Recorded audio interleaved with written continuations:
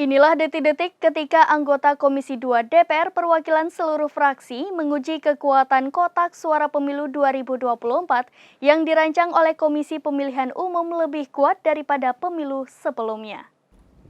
Inilah detik-detik ketika anggota Komisi 2 DPR perwakilan seluruh fraksi menguji kekuatan kotak suara pemilu 2024 yang dirancang Komisi Pemilihan Umum lebih kuat daripada pemilu sebelumnya.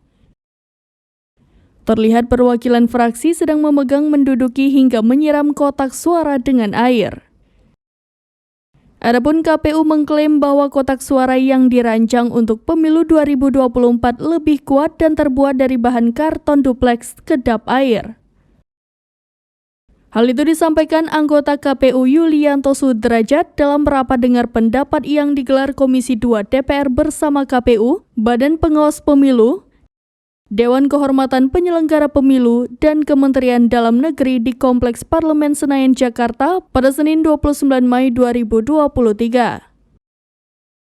Yulianto menyampaikan guna merancang kotak suara lebih kuat, KPU melakukan perubahan beberapa spesifikasi.